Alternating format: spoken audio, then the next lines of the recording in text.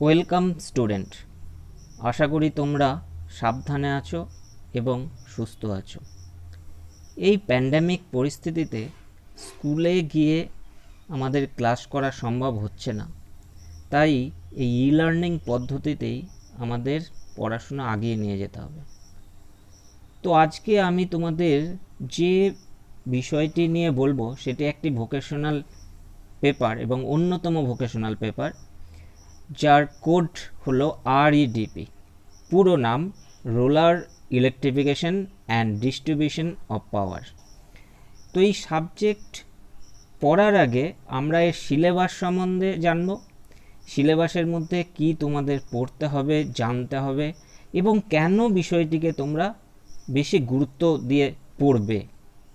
তো এই সাবজেক্টটা পড়ে আমরা কি করতে পারি, তো তার আগে বলে নিই এই সাবজেক্টটি NSQF অর্থাৎ ন্যাশনাল স্কিল কোয়ালিফিকেশন ফ্রেমওয়ার্কের অন্তর্গত বিষয়। ওখানে এই সাবজেক্টটার নাম হলো অ্যাসিস্ট্যান্ট রুরাল ইলেকট্রিফিকেশন, যেটা তোমাদের ক্ষেত্রে নাম আছে rural electrification and distribution of power. Council থেকে আমাদের অ্যাসিস্ট্যান্ট রুরাল ইলেকট্রিফিকেশন অর্থাৎ NSQF থেকেও যে সিলেবাসটা দেওয়া হয়েছে তার সাথে আমাদের এই সিলেবাস একদম 100% মিল আছে। আমি তোমাদেরকে দুটো সিলেবাসই দেখাবো। তো তার আগে এটা কেন পড়বো সেই বিষয় সম্পর্কে আলোচনা করে নিই। দেখো, রুরাল ইলেকট্রিফিকেশন বুঝতেই পারছো যে এটা গ্রামীণ বৈদ্যুতিকরণ এবং ডিস্ট্রিবিউশন অফ পাওয়ার, অর্থাৎ যে ইলেকট্রিক এনার্জি যে আমরা ব্যবহার করছি সেইটা কিভাবে ডিস্ট্রিবিউট করব, অর্থাৎ তার জেনারেশন, তার ট্রান্সমিশন এবং তার ডিস্ট্রিবিউশন টোটালটাই আমাদেরকে জানতে হবে। সেক্ষেত্রে আমরা পরবর্তীকালে কি সুবিধা পেতে পারি না, আমরা এর সাথে যদি একটুখানি হায়ার একাডেমিক কোয়ালিফিকেশন যোগ করি তাহলে ইলেকট্রিক্যাল ইঞ্জিনিয়ারিংয়ে তুমি এক ইনস্ট্রাক্টর হিসাবে কোথাও কাজ পেতে পারবে। এছাড়া কি করতে পারবে, ডাইরেক্টর অফ ইলেকট্রিসিটি থেকে তোমরা যদি ইলেকট্রিক্যাল কন্ট্রাক্টর লাইসেন্স বের করে নাও তাহলে সেক্ষেত্রে এন্টারপ্রেনারশিপ নিয়ারশিপ হিসাবে পরবর্তীকালে কাজ করতে পারবে। এছাড়াও তুমি ব্যক্তিগতভাবেও তুমি ইলেকট্রিফিকেশন বা তার মেনটেনেন্স বা সার্ভিসিং করতে পারবে, অথবা কোনো কোম্পানির আন্ডারেও কাজ করতে পারবে। তো বুঝতেই পারছো যে তোমাদের ভবিষ্যতে যদি তোমরা নিজের পায়ে দাঁড়াতে চাও তাহলে এই সাবজেক্ট সম্বন্ধে তোমাদেরকে একটু স্পেশাল অর্থাৎ ভালোভাবে জিনিসটাকে পড়তে হবে বা জানতে হবে এবং প্র্যাকটিক্যালভাবেও কাজগুলোকে করতে হবে। এবার আমি তোমাদেরকে NSQF-এ যে সিলেবাসটি আছে সেই সিলেবাস সম্পর্কে বলি। তো দেখো, এখানে ইউনিট 1, তারপর আছে ইউনিট 2, তারপর ইউনিট 3। ইউনিট 3তে materials used in transmission and distribution system, তারপরেও আবার erection of transmission line components, এটা ইউনিট 4 হওয়া উচিত ছিল কিন্তু ইউনিট 3 একে দিয়ে দেওয়া হয়েছে। তার ফলে এখানে টোটাল ইউনিট সংখ্যা গিয়ে দাঁড়িয়েছে 8টিতে।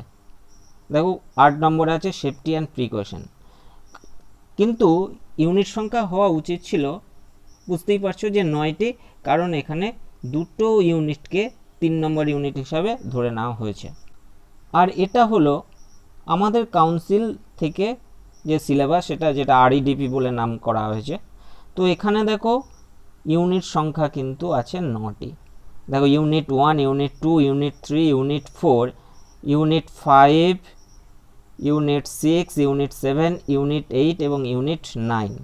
তার কারণ বুঝতে পারছো যে NSQF-এ ওখানে দুটো ইউনিটকে একই সিরিয়াল নাম্বার দিয়ে দেওয়া হয়েছে। তো ইউনিট 1-এ কি আছে দেখো, প্রথম ইউনিট 1-এ আছে structure of power transmission in rural area, অর্থাৎ গ্রামীণ বৈদ্যুতিকরণে কিভাবে পাওয়ার ট্রান্সমিশন করা হয় সেই সম্পর্কিত ধারণা। Next, definition of standard low, medium and high voltage and extreme high voltage, অর্থাৎ কি না কত দূর অবধি ভোল্টেজকে আমরা লো ভোল্টেজ ধরবো, কত দূর অবধি ভোল্টেজকে মিডিয়াম ভোল্টেজ ধরবো বা তার পরবর্তী ভোল্টেজগুলোকে ঠিক করব।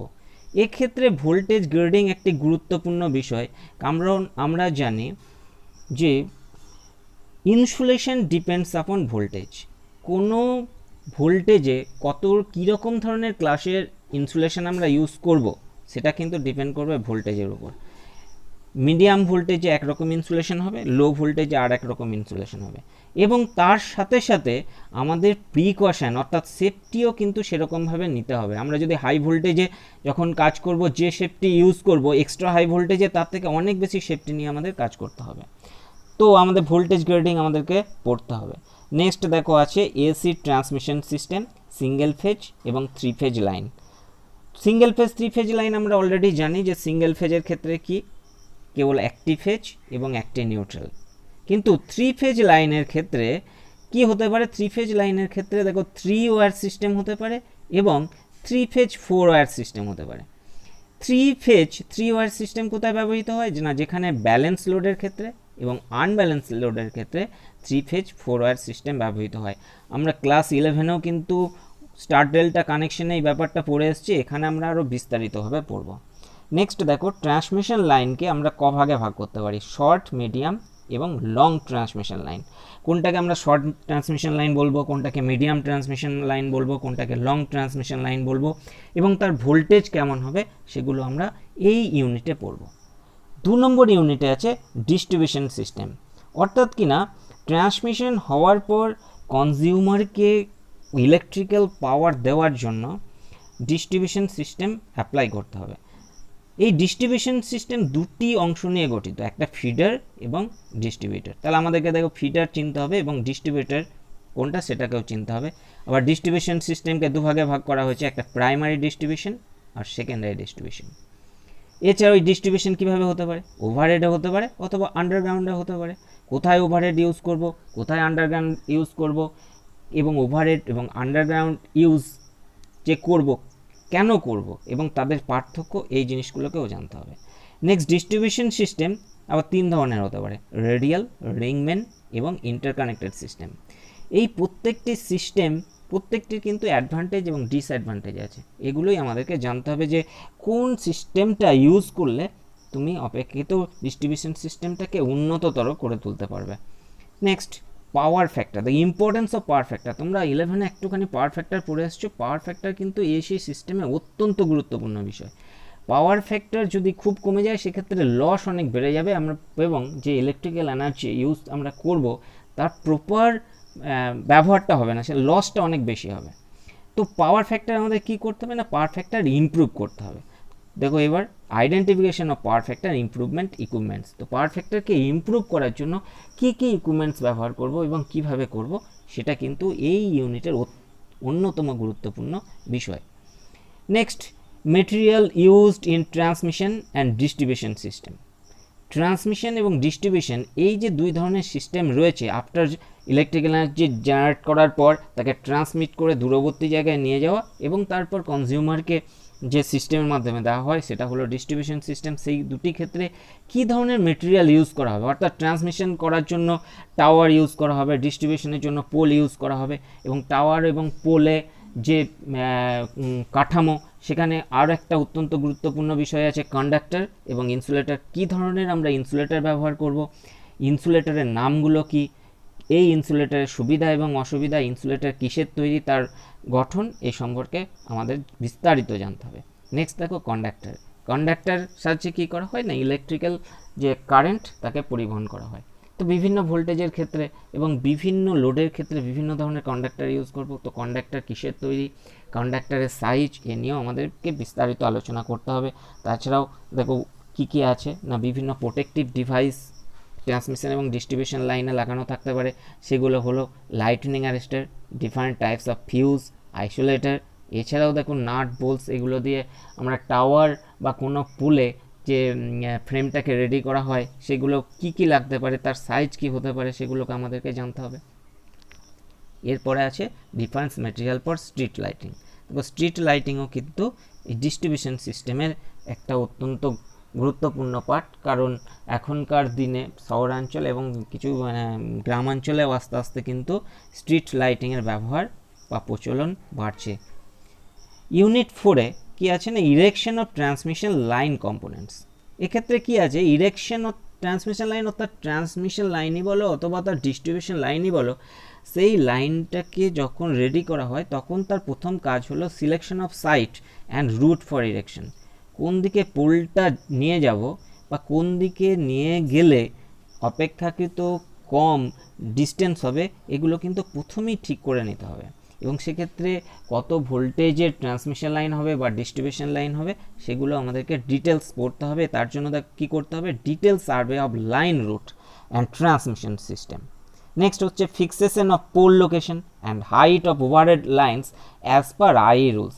এই হাইট অফ ওভারহেড লাইন্স মানে আমরা যেখান দিয়ে ধর ওই ট্রান্সমিশন সিস্টেম নিয়ে যাব বা ডিস্ট্রিবিউশন সিস্টেম নিয়ে যাব, সেখানে কোনো রোড থাকতে পারে বা কোনো ওপেন গ্রাউন্ড থাকতে পারে, তাহলে এই ক্ষেত্রে কিন্তু ওই কন্ডাক্টর টু ওই গ্রাউন্ড ক্লিয়ারেন্স কিন্তু একটা ভাইটাল ফ্যাক্টর, এবং সেখানে আই রুলস দেওয়া আছে কতটা গ্রাউন্ড ক্লিয়ারেন্স রাখতে হবে সেগুলো আমাদেরকে জানতে হবে। এরপর erection procedure of pole stay wire, কীভাবে আমরা ইউজ করব, অর্থাৎ পোলটাকে কীভাবে ইরেক্ট করব, কোন বাঁকের কোনো জায়গায় অথবা এন্ড প্রান্তে স্টেপ ইউজ করতে হবে এবং কটা স্টে লাগবে সেগুলো ডিটেলসে পড়তে হবে। এরপর কী আছে, selection of conductor materials as per I rules. আমরা দেখে নেবো যে আই রুলস অনুযায়ী ওখানে কী ধরনের কন্ডাক্টর সুটেবল হয় এবং সাইজ কত হয়। Procedure of making different types of joint and jumper as per I rules. আমরা কিন্তু যা যা ওখানে কাজকর্ম করব সমস্ত কিন্তু অ্যাকর্ডিং টু আই রুল, অর্থাৎ ইন্ডিয়ান ইলেকট্রিসিটি রুলস অনুযায়ী কিন্তু কাজ করব, তবেই আমাদের কাজটা পারফেক্ট হবে এবং পারমিট পাওয়া যাবে। Next, calculation of sagging of transmission line. দেখো এই স্যাগিং শব্দটা তোমাদের কাছে নতুন, একটুখানি এখানে বলে দিই। স্যাগিং হলো পোল টু পোল যখন কোনো কন্ডাক্টরকে আমরা লাগাবো তখন দুটো পোলের মাঝে একটা গ্যাপ থাকবে এবং কন্ডাক্টরের নিজস্ব ওয়েট একটা থাকবে যেটা ওই পোল দুটো বহন করবে। তো এখানে কি করা হয়, কন্ডাক্টরকে টার্ন করে কিন্তু পোলে লাগানো হয় না, এখানে একটুখানি কন্ডাক্টরকে ঝুলিয়ে রাখা হয়। এই কতটা ঝুলিয়ে রাখা হবে এটাই হলো স্যাগিং। তারপর কন্ডাক্টর স্পেসিং, অর্থাৎ কিনা দুটো ফেজের মধ্যে কতটা ডিস্টেন্স রাখা হবে যার ফলে ওর ইনসুলেশন বজায় থাকবে, কারণ ওভারহেড লাইনে কন্ডাক্টর টু কন্ডাক্টর যে ইনসুলেটর কিন্তু অ্যাকচুয়ালি দেখো এয়ার, ওখানে ইনসুলেটর হিসেবে কাজ করছে এয়ার, তাহলে আমরা খুব কাছাকাছি ওখানে নিয়ে এলে কিন্তু শর্ট সার্কিট হবে এবং ভোল্টেজ অনুযায়ী বিভিন্ন ভোল্টেজে ওই কন্ডাক্টর দুটোর স্পেসিং অর্থাৎ ফেজ টু ফেজ কন্ডাক্টরের স্পেস কিন্তু আলাদা হবে এবং কতটা হবে সে সম্পর্কিত একদম বিস্তারিত জ্ঞান আমাদেরকে অর্জন করতে হবে। তারপরে কী আছে না, ফিক্সিং, যে আমাদের গার্ড মেটেরিয়ালস এবং অন্যান্য মেটেরিয়ালসগুলো আছে সেগুলো আমরা ফিক্স আপ কী করে করব, এবং earthing of all metal support. প্রত্যেকটা পোলে দেখবে আর্থিং করা আছে, কারণ হচ্ছে ওখানে পোলে যে মেটাল সাপোর্টগুলো আছে সেগুলোকে আর্থিং করা খুবই জরুরি প্রয়োজন। এবং আবার দেখো সেই as per I rules. Next unit 5। Unit 5-এ কী আছে, installation of underground cable.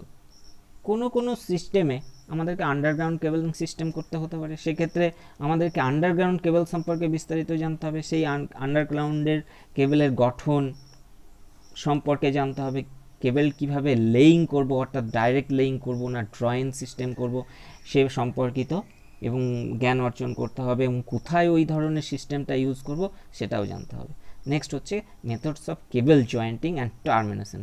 Cable joint, দেখো আন্ডারগ্রাউন্ড কেবলে যখন আমরা জয়েন্ট করবো, ওভারহেড জয়েন্ট কিন্তু এতটা আমাদেরকে গুরুত্ব দেওয়ার প্রয়োজন নেই, কারণ সেখানটা জয়েন্টটা ভিজিবল, কিন্তু যখন আন্ডারগ্রাউন্ডে জয়েন্ট করছি তখন কিন্তু ভিজিবল নয়, এবং যে জয়েন্ট হয় সেখানে যে হিট তৈরি হয় ওভারহেডে সেই হিটটা ডিসিপেট হতে পারে, কিন্তু আন্ডারগ্রাউন্ডের ক্ষেত্রে হবে না এবং সেখানে শর্ট সার্কিট হওয়ার প্রবণতা বেশি হতে পারে হবে। তাহলে ভোল্টেজ যদি বেশি হয় সেই ক্ষেত্রে কিন্তু আন্ডারগ্রাউন্ড কেবলে স্পেশাল জয়েন্ট করতে হয়, এবং এই জয়েন্ট সম্পর্কে আমাদের বিস্তারিত জানতে হবে, কী কী মেটেরিয়ালস ইউজ হয় সেটাও জানতে হবে। এবং টার্মিনেশন হলো অ্যাট দ্য এন্ড পয়েন্টে কেবলকে যখন কোনো বাসবারের সঙ্গে যুক্ত করব অথবা কোনো আইসোলেটারের সঙ্গে অথবা কোনো সার্কিট ব্রেকারের সঙ্গে যুক্ত করব, সেই যুক্ত করাটা হলো টার্মিনেশন। টার্মিনেট অর্থাৎ শেষ, এন্ড প্রান্তে যে জয়েন্ট, আমরা সর্বদাই কেবল জয়েন করার জন্য লাগ ইউজ করব। Next, installation of street lighting. আবার সেই একই, দেখো প্রথমে স্ট্রিট লাইটিং করার জন্য আমাদেরকে রুটটা রেডি করতে হবে, যে কোন দিকে আমরা ওই স্ট্রিট লাইটের জন্য যে পোল ইউজ করব সেটা কত দূর বরাবর হবে, মানে কোন দিকে নিয়ে যাব, দুটো পোলের মধ্যে ডিস্টেন্স কি হবে।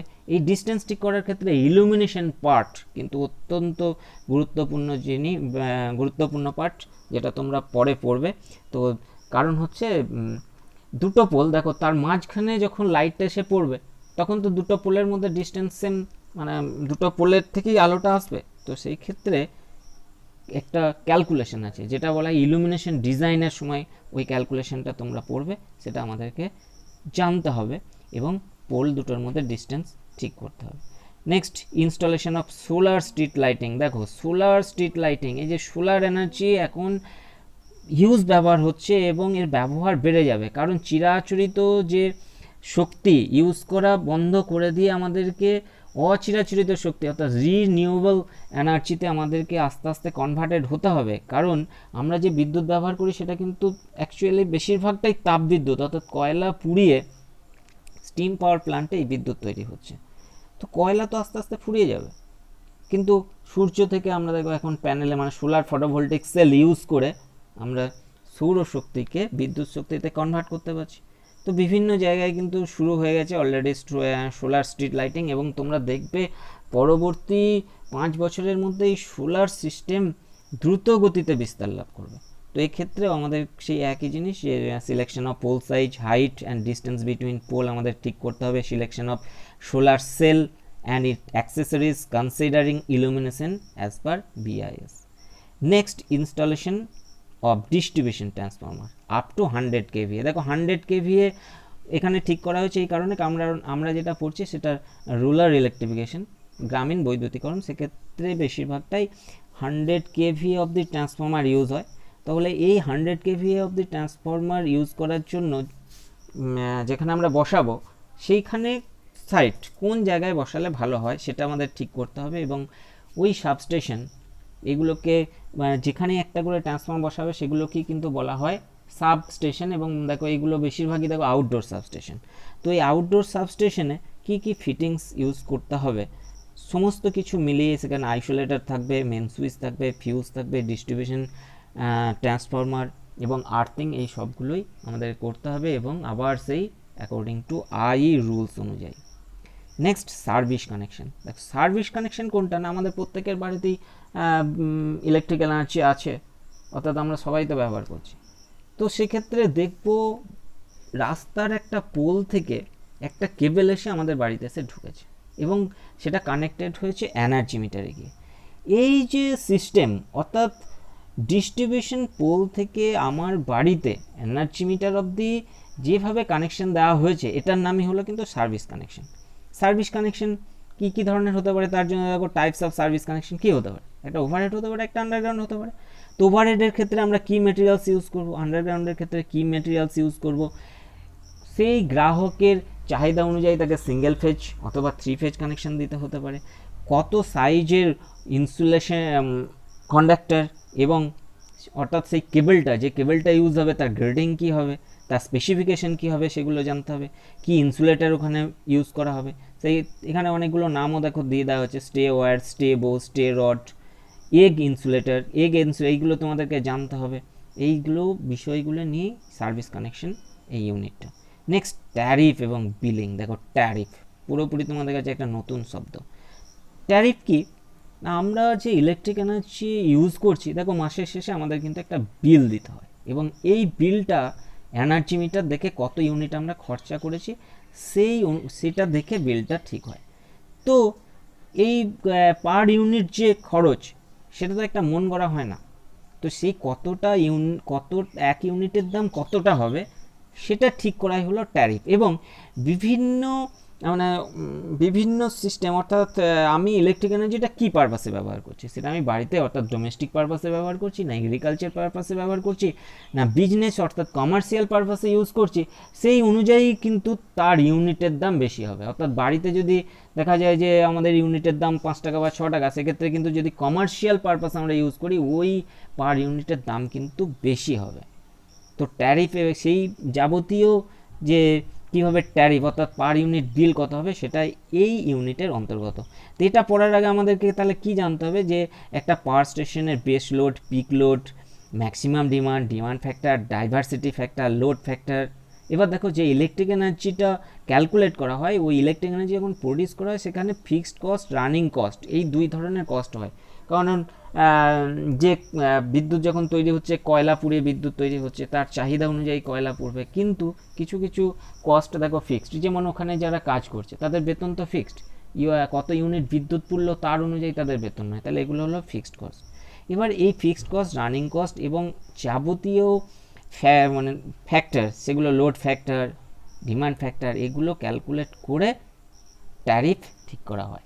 তারপর টাইপস অফ ট্যারিফ, যেটা আগে তোমাদেরকে বললাম যে কমার্শিয়ালের জন্য একরকম বিদ্যুতের বিল হবে, তাহলে তার ট্যারিফ আলাদা, ডোমেস্টিকের ক্ষেত্রে একরকম ট্যারিফ হবে, তাহলে তার টাইপ আলাদা, এগুলো জানতে হবে।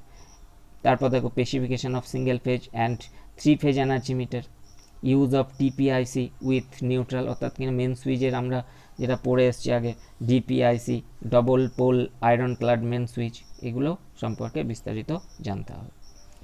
ইউনিট 8-এ এবার দেখো আই রুলস, আমাদের কোন কোন আই রুলসগুলো পড়তে হবে, এইগুলো আমাদের জানা থাকলে, যেগুলো আমরা ওই অ্যাকর্ডিং টু আই রুলস অনুযায়ী কাজ করব, কি রুলস অনুযায়ী কাজ করব, সেক্ষেত্রে আমাদের আই রুলস গুলো জানতে হবে। দেখো এখানে কিন্তু আমাদের বলে দেওয়া হয়েছে যে এই আই রুলসগুলো জানলেই হবে, এই 2 নম্বর রুল, 3 নম্বর রুল, 6 নম্বর রুল, 29, এইভাবে 91, 92, এই আই রুলসগুলো জানলেই হবে। ইন্ডিয়ান ইলেকট্রিসিটি রুলস, মানে এখানে অনেক কোড আছে, তো আমাদের যেটুকু আমাদের সিলেবাসের অন্তর্গত মোটামুটি এটুকুই এখন জানলে আমাদের এই যে আরইডিপি সম্পর্কিত বিষয়টা ক্লিয়ার হবে। ইউনিট 9, যেটা এটা শেষ ইউনিট, সেটা হলো দেখো সেফটি এবং প্রিকশন। অর্থাৎ আমরা কিন্তু কাজ করছি ইলেকট্রিক্যাল সিস্টেমে, যে কোনো সময় যদি সুরক্ষা নিয়ে কাজ না করা হয়, মারাত্মক অ্যাক্সিডেন্ট এমনকি জীবনহানি পর্যন্ত হতে পারে। তো সেফটি আমাদের কিন্তু ফার্স্ট, আমরা যখন কাজ করব মেনটেন্সের ক্ষেত্রে সেফটি এবং প্রিকশন, সাবধানতা দুটোই অবলম্বন করে কাজ করতে হবে। তো কী কী এখানে দেখো কী কী সেফটি এবং প্রিকশন আছে। প্রথমে আছে দেখো প্রোটেকশন এগেনস্ট লাইটনিং, অর্থাৎ বজ্রপাত যে হয়, দেখো এই যে ট্রান্সমিশন লাইন কোন বিস্তীর্ণ একটা জায়গা কভার করে আসছে, বহু দূর থেকে আসছে, তো তারের উপর যে কোনো সময় বজ্রপাত হতে পারে, তার ফলে কি হতে পারে যে সার্কিট ব্রেকার বা ট্রান্সফর্মার এগুলো নষ্ট হতে পারে, এবং তাহলে কি করতে হবে না, লাইটনিং অ্যারেস্টার ইউজ করতে হবে। সেই লাইটনিং অ্যারেস্টার তাহলে আমাদের জানতে হবে। Safety and protective device for overhead lines, protection against unused overhead lines, safety measure for line support as per I rules, দেখো আই রুলস অনুযায়ী আমাদের সেফটি ইউজ করতে হবে। Safety measure for erection of distribution transformer and transmission line as per I rules, সমস্তই কিন্তু আমরা যে safety এবং প্রিকশন নেব সমস্তই কিন্তু আই রুলস অর্থাৎ ইন্ডিয়ান ইলেকট্রিসিটি রুলস মেনে। এই হলো তোমাদের থিওরিটিক্যাল সিলেবাস। তো একটা জিনিস আমার আগে বলা হয়নি, এই সাবজেক্টে থিওরি পরীক্ষা তোমরা দেবে 50 নম্বর, বাকি 50 নম্বর আছে প্রজেক্ট এবং প্র্যাকটিক্যাল। তো প্র্যাকটিক্যাল বুঝতেই পারছো, বাকি 50 নম্বর যেটা বললাম প্রজেক্ট এবং প্র্যাকটিক্যাল, তাহলে প্র্যাকটিক্যালের ক্ষেত্রেও কিন্তু একটা হিউজ মার্কস রয়েছে, তাহলে প্র্যাকটিক্যাল আমাদেরকে করতে হবে, নয়তো কি হবে, তোমার বিষয়টা সম্পর্কে ধারণা সঠিকভাবে আসবে না। প্র্যাকটিক্যাল ওইখানে অনেকগুলোই সিলেবাসের অন্তর্গত আছে। দেখো প্রথমেই আছে কি না, familiarisation of different tools and equipments for erection and testing of overhead transmission line. কি কি টুলস আমরা ইউজ করব বা ইকুইপমেন্ট ইউজ করব, সেই টুলস এবং ইকুইপমেন্ট সম্পর্কে আমাদেরকে জানতে হবে, নয়তো আমরা তো তার প্রপার ইউজ করতে পারবো না। তারপর আবার সেই tools and equipments for erection and testing of underground transmission line, অর্থাৎ কিনা ওভারহেডের ক্ষেত্রে একরকমের টুলস এবং ইকুইপমেন্টস ব্যবহার হবে, আন্ডারগ্রাউন্ডের ক্ষেত্রেও আর একরকম টুলস এবং ইকুইপমেন্টস ইউজ হবে। দুটো টুলস এবং ইকুইপমেন্টস, দুই ধরনের টুলস ইকুইপমেন্টস আমাদেরকে জানতে হবে। Next, physical identification of different transmission line components. Transmission লাইনের যে কম্পোনেন্টসগুলো ইউজ হয় প্রধানত ইনসুলেটর এবং কন্ডাক্টর, কোনটা কী ধরনের ইনসুলেটর সেটা ফিজিক্যালি তোমাদের আইডেন্টিফাই করতে হবে। Next, practical observation of different line safety parameters of overhead lines in rural area, অর্থাৎ গ্রামীণ এরিয়াতে যখন আমরা কাজ করব তখন যে সেফটি প্যারামিটারগুলো কী ধরনের নেওয়া হয় সেগুলো প্র্যাকটিক্যালি আমাদেরকে কাজ করে দেখতে হবে। দেখো, practical observation of different parameter of street lightning in rural area. Next, to study the construction of overhead and underground cable. অর্থাৎ আন্ডারগ্রাউন্ড কেবল এবং ওভারহেড লাইনের যে কন্ডাক্টরগুলো ইউজ হচ্ছে সেগুলো কিন্তু তোমাদেরকে ফিজিক্যালি দেখতে হবে। Practical exposure of underground cable laying, jointing and earthing system, অর্থাৎ কিনা কেবল জয়েন্টের ক্ষেত্রে, এই যে কেবল জয়েন্ট আগেও তোমাদের বলে এসেছি যে বিশেষ করে আন্ডারগ্রাউন্ড কেবল জয়েন্ট কিন্তু খুবই গুরুত্বপূর্ণ বিষয়, কারণ ওটা ভিজিবল নয়, আন্ডারগ্রাউন্ডের মধ্যে থাকে। তো সেখানে কিন্তু প্র্যাকটিক্যাল এক্সপোজার অর্থাৎ প্র্যাকটিক্যালি হাতে কলমে তোমাদেরকে যাই জিনিসগুলোকে দেখতে হবে। Next installation of single phase energy meter এবং installation of 3 phase energy meter. আমি বুঝতেই পারছো যে সিঙ্গেল ফেজের যে কানেকশন নেবে তার ক্ষেত্রে যে এনার্জি মিটার, যে 3 ফেজ কানেকশন যাকে দেওয়া হবে তার এনার্জি মিটার কিন্তু আলাদা। জেনারেলি দেখো 3 ফেজ এনার্জি মিটার কমার্শিয়াল পারপাসেই দেওয়া হয়, এবং তাহলে এনার্জি মিটারের কানেকশন কীভাবে আমরা কানেকশন করব সেটাও দেখতে হবে এবং হাতে কলমে। To study the reading of energy meter and calculate energy bill of given load, একটা লোড তোমাদেরকে দিয়ে মানে বাড়িতে লোডের পরিমাণ বলে দেওয়া হলো এবং কতক্ষণ চলে সেই দিয়ে দেয়, মানে তোমাদেরকে ক্যালকুলেশন করে সেই বাড়িতে কত বিল আসতে পারে সেটা তোমাদেরকে বের করতে হবে। Practical demonstration of fuse replacement and checking of healthy lines. এই চেকিং অফ হেলদি লাইন্স তোমরা একটু কিন্তু ক্লাস 11-এ পড়ে এসছো মেগার। এই মেগার কিন্তু ইলেকট্রিক্যাল লাইনে একটি গুরুত্বপূর্ণ চেকিং ইনস্ট্রুমেন্টই বলবো একে। তাহলে ওই যে চেকিং অফ হেলদি লাইন, আমরা মেগারের দ্বারা এই হেলদি লাইন চেক করব। Next, to study plate and pipe earthing. দুই ধরনের যে আর্থিং ব্যবহার হয় মূলত প্লেট এবং পাইপ আর্থিং, এটা সম্পর্কেও বিস্তারিত তোমাদেরকে জানতে হবে। ইনস্টলেশন অফ লাইটনিং অ্যারেস্টার, দেখো এটা কিন্তু প্রিকশন, আমরা যে লাস্ট যে চ্যাপ্টারে পড়ে এলাম সেফটি এবং প্রিকশন, সেই সেফটির ক্ষেত্রে লাইটিং অ্যারেস্টার অত্যন্ত গুরুত্বপূর্ণ একটি বিষয়। Installation and preparing of panel board of low voltage distribution. To study different types of fuse and MCB, দেখো এমসিবি অর্থাৎ মিনিয়েচার সার্কিট ব্রেকার, একটা সার্কিটকে দুর্ঘটনার হাত থেকে বাঁচাতে, যাতে সার্কিটটা নষ্ট না হয় ওভারলোডের ক্ষেত্রে বা শর্ট সার্কিটের ক্ষেত্রে, তার জন্য ফিউজ এবং এমসিবি ব্যবহার করতে হয়। তোমাদেরকে এমসিবির গঠন এবং কিভাবে কাজ করে, কিভাবে ট্রিপ করে, এগুলো জানতে হবে। Next, installation of different types of overhead insulator. বিভিন্ন ধরনের ইনসুলেটর আছে, shackle insulator, pin insulator, strain insulator, কোনটা কী ধরনের ইনসুলেটর, কিভাবে কাজ করে, এগুলোও আমাদেরকে জানতে হবে। তারপরে আছে দেখো, to identify the safety measures while working on low and medium high voltage transmission line. আমরা যখন কাজ করব ট্রান্সমিশন লাইনে বলো বা ডিস্ট্রিবিউশন লাইনে বলো, সেক্ষেত্রে আমাদের প্রথমেই দেখতে হবে ওই লাইনটি কত ভোল্টেজে, সেটা লোয়ের মধ্যে পড়ছে না মিডিয়ামের ক্ষেত্রে পড়ছে না হাই ভোল্টেজের ক্ষেত্রে পড়ছে, তো সেটা দেখে সেই উপযুক্ত সেফটি নিয়ে আমাদেরকে কাজ করতে হবে। তো এই হলো মোটামুটি আরইডিপি সম্পর্কিত সিলেবাস ধারণা। তোমরা বুঝতেই পারছো যে এই বিষয়টি কতটা গুরুত্বপূর্ণ, এবং তোমরা যদি মন দিয়ে পড়ো এর ভবিষ্যৎ একটা আছে, অর্থাৎ কিনা যে ভোকেশনাল পড়ার যে উদ্দেশ্য সেটা কিছুটা হলেও সফল হতে পারে, অর্থাৎ ভবিষ্যতে তোমরা নিজের হাতে কিছু কাজ করতে পারবে। তো সিলেবাস মোটামুটি আজকে এইটুকুই তোমাদেরকে বলা হলো, তোমরা মোটামুটি বুঝতে পারলে যে সিলেবাসের মধ্যে কি আছে। তাহলে পরবর্তী ক্লাসে আমি কোনো একটা টপিক নিয়ে আলোচনা করব। তো আজকে এই পর্যন্তই, ভালো থেকো, সুস্থ থেকো।